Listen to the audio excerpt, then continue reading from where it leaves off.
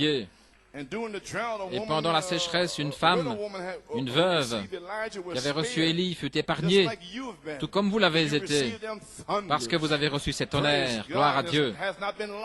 Ça n'a pas été fermé pour vous,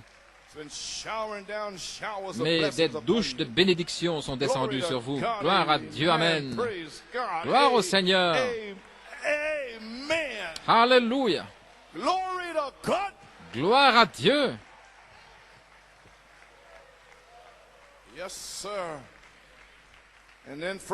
Et ensuite un roi, 17:11, une prophétie.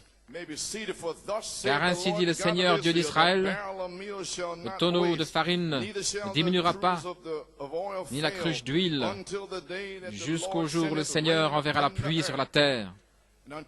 C'est jusqu'à ce qu'il envoie. Réjouissez-vous, adorez, louez Dieu, parce que vous avez de la farine et vous avez de l'huile dans la cruche. Chaque dimanche, chaque mercredi, vous avez un gâteau. Vous avez quelque chose à manger pendant la famine, pendant la sécheresse. Pourquoi ne pouvons-nous pas remercier Dieu, gloire à Dieu? Partout dans le monde, c'est la famine. Oui, monsieur. 1 Roi 18:41. Élie a déverrouillé les cieux. Élie a dit à Akab, lève-toi, mange et bois, car il y a un bruit de l'abondance de pluie. Oh, gloire à Dieu. Au temps de la dernière pluie, demandez la pluie. De retour à la Bible. 1 Roi 18:44, il a dit à son serviteur, gloire à Dieu. Élie s'est levé, Dieu lui a parlé, il a déverrouillé les cieux. Et ensuite il a dit à son serviteur, dans le message, va, regarde s'il y a la pluie. Il est revenu avec un fardeau. Il n'y a rien. Rien. Rien. Et tous les Baals, je veux dire, les prophètes de Baal avaient été tués, Jézabel, et rien. Ensuite, le feu est descendu du ciel, sans le secours de personne, sur le sacrifice, et a brûlé, prophétie des 7 sous les 7 tonnerres, l'a consumé. Et ils disent, il n'y a rien. Ils disent que le 7e sceau est fermé. Il n'y a que 6 sceaux, rien. Il n'y a rien. Et il y a dit, remonte 7 fois. Gloire à Dieu. Et il est allé la 7e fois. Je vois une nuée comme une main d'homme.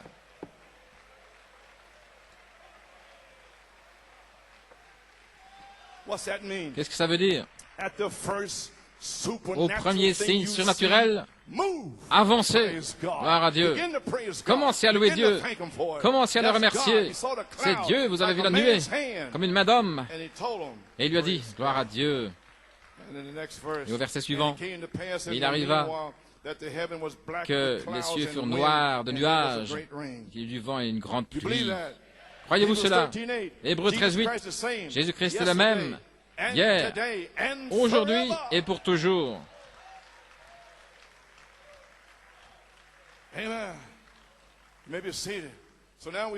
Ainsi maintenant nous voyons la manifestation de cette tonnerre déverrouiller les cieux lorsque vous le parlez par révélation. Est-ce correct? Et cette tonnerre déverrouille les cieux lorsque vous le parlez. Maintenant, j'ai fait ceci tant de fois, mais je vais le faire à nouveau. Il y a de nouvelles personnes. Dans le 3e sceau, page 242. Au commencement était la parole était avec Dieu, et la parole était Dieu. Et la parole devint chair, et habita parmi nous. Dieu a habité parmi nous dans la chair, il était la parole. Alors, une parole, c'est une pensée. Mais une pensée doit être créée. Très bien. Ainsi, les pensées de Dieu sont devenues créations lorsqu'elles ont été parlées par une parole. Vous comprenez ce que je veux dire? Dieu a créé ici, depuis les 27 dernières années, les tonnerres. Ce sont les pensées de Dieu. Alors, cela a été parlé par une parole. Et maintenant, c'est en vous.